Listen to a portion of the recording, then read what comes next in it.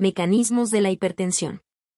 Para plantear datos básicos que permitan entender la patogenia y las opciones terapéuticas de trastornos hipertensivos, es de utilidad conocer factores que intervienen en la regulación de la presión arterial normal y elevada. Los dos factores determinantes de la presión mencionada son el gasto cardíaco y la resistencia periférica. El primer factor, gasto, depende del volumen sistólico y la frecuencia cardíaca. El volumen sistólico depende de la contractilidad del miocardio y de la magnitud del compartimiento vascular. El segundo, resistencia periférica, es regido por los cambios funcionales y anatómicos en las arterias de fino calibre, diámetro interior, 100 a 400 micro-m, y arteriolas. Volumen intravascular. El sodio es un ion predominantemente extracelular y un determinante primario del volumen extracelular. Cuando el consumo de NaCl rebasa la capacidad de los riñones para excretar sodio, en el comienzo se expande el volumen intravascular y aumenta el gasto cardíaco. Sin embargo, muchos lechos vasculares tienen la capacidad de autorregular su flujo sanguíneo y si es necesario conservar de manera constante dicho flujo, incluso si aumenta la presión arterial. Deberá aumentar la resistencia dentro de ese lecho, con base en la ecuación siguiente. El incremento inicial de la presión arterial en respuesta a la expansión del volumen vascular pudiera provenir del aumento del gasto cardíaco. Sin embargo, con el paso del tiempo, aumenta la resistencia periférica y el gasto cardíaco se revierte y se orienta a lo normal. No hay certeza de que dicha sucesión teórica de fenómenos suceda en la patogenia de la hipertensión. Un dato claro es que el NaCl activará diversos mecanismos nerviosos, endocrinos, paracrinos y vasculares y todos ellos tienen la capacidad de incrementar la presión arterial. El efecto del sodio en la presión arterial proviene del hecho de que dicho ion está combinado con cloruro, en tanto que las sales de sodio sin cloruro ejercen mínimo o nulo efecto en la presión arterial. Conforme aumenta la presión arterial en respuesta al consumo de grandes cantidades de NaCl, se incrementa la excreción del sodio por orina y se conserva el equilibrio de sodio a expensas de un incremento de la presión arterial. El mecanismo de dicho fenómeno de presión arterial natriuresis pudiera comprender un incremento sutil de la filtración glomerular, disminución de la capacidad de absorción de los túbulos renales y posiblemente elementos hormonales como el factor natriurético auricular. En personas con menor capacidad de excretar sodio, se necesitan incrementos mayores de la presión arterial para lograr la natriuresis y el equilibrio de dicho ion. La hipertensión que depende del NaCl puede ser consecuencia de la menor capacidad del riñón para excretar sodio, por una nefropatía intrínseca o por la mayor producción de una hormona que retenga sodio mineralocorticoide, que resulta en una mayor resorción de dicho ion en los túbulos renales. La resorción del sodio por dichas estructuras también puede aumentar cuando se intensifica la actividad nerviosa al riñón.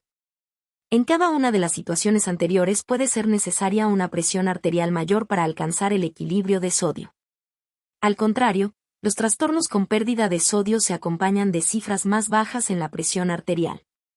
La ISRD es un ejemplo extremo de hipertensión que depende del volumen.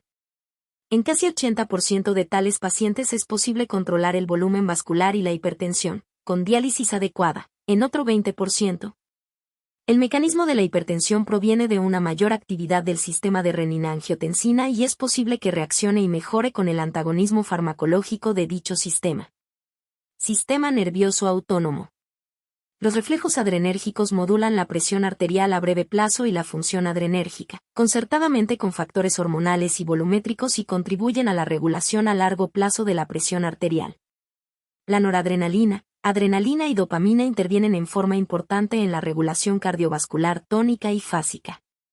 Las actividades de los receptores adrenérgicos son mediadas por proteínas reguladoras de la unión con el nucleótido guanosina, proteínas G, y por concentraciones intracelulares del segundo mensajero en etapas siguientes.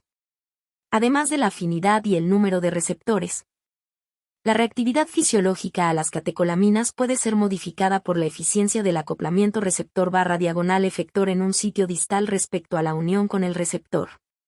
Los sitios de los receptores son relativamente específicos, para la sustancia transmisora y para la respuesta que la ocupación del sitio receptor desencadena. Con base en sus características fisiológicas y farmacológicas se ha dividido a los receptores adrenérgicos en dos tipos principales, alfa y beta. Los tipos anteriores se han diferenciado, todavía más, en receptores, y, por medio de estudios recientes de clonación molecular se han identificado más subtipos. Los receptores alfa son ocupados y activados con mayor avidez por la noradrenalina que por la adrenalina y la situación contraria es válida en el caso de los receptores beta. Los receptores están situados en las células postsinápticas en el músculo liso y desencadenan vasoconstricción.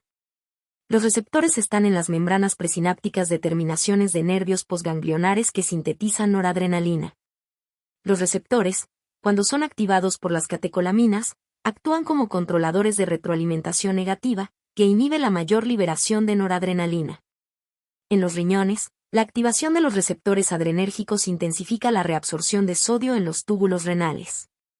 Clases diferentes de antihipertensores inhiben los receptores o actúan como agonistas de los receptores y aminoran las señales simpáticas sistémicas de salida. La activación de los receptores del miocardio estimula la frecuencia y la potencia de las contracciones del corazón, como consecuencia, aumenta el gasto cardíaco. La activación del receptor B1 también estimula la liberación de renina por el riñón. Otra clase de antihipertensores actúan al inhibir los receptores B1. La activación de los receptores beta 2 por adrenalina relaja el músculo liso de los vasos y los dilata. Las concentraciones de catecolaminas circulantes pueden modificar el número de receptores adrenérgicos en diversos tejidos. La disminución del número de receptores puede ser consecuencia de los altos niveles sostenidos de catecolaminas y brinda una explicación para la menor reactividad, taquifilaxia, a las catecolaminas. Por ejemplo, a menudo se observa hipotensión ortostática en sujetos con feocromocitoma, tal vez porque no se produce la vasoconstricción inducida por noradrenalina al asumir el sujeto la posición erecta. En cambio, cuando disminuye en forma crónica la concentración de sustancias neurotransmisoras, puede aumentar el número de receptores adrenérgicos, regulación ascendente, con lo cual surge una mayor reactividad al neurotransmisor. La administración prolongada de fármacos que antagonizan los receptores adrenérgicos puede propiciar regulación ascendente, es decir, que aumente su número. El hecho de no administrar los fármacos comentados puede resultar en una situación de hipersensibilidad temporal a los estímulos simpáticos.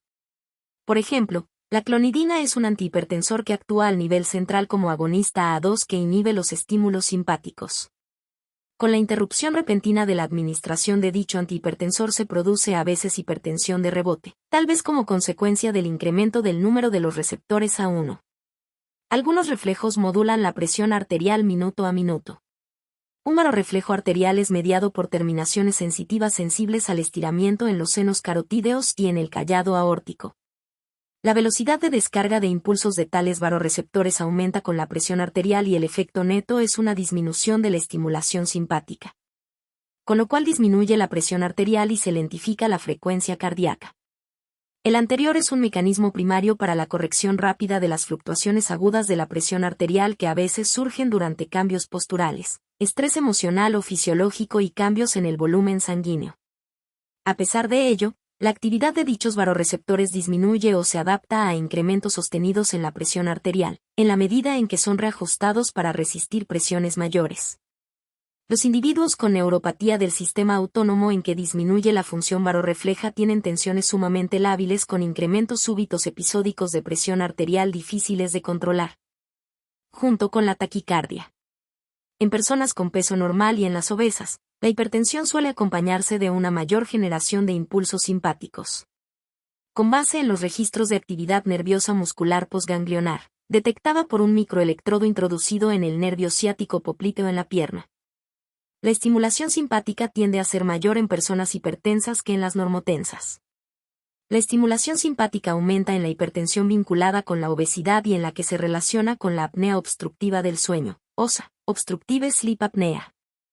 Se ha demostrado que la activación de barorreceptores por estimulación eléctrica de los nervios aferentes al seno carotídeo disminuye la presión arterial en sujetos con hipertensión resistente al tratamiento. Los fármacos que antagonizan el sistema nervioso simpático son potentes antihipertensores, lo cual denota que el sistema nervioso simpático interviene por un mecanismo permisivo, aunque no necesariamente causal. En la perpetuación de la hipertensión arterial. El feocromocitoma es el ejemplo más notable de hipertensión que depende de la mayor producción de catecolaminas, en este caso por un tumor. La presión arterial puede disminuir por la ablación operatoria del tumor o por tratamiento farmacológico con un antagonista del receptor con un inhibidor de la tirosina hidroxilasa. El paso limítrofe de la biosíntesis de catecolaminas.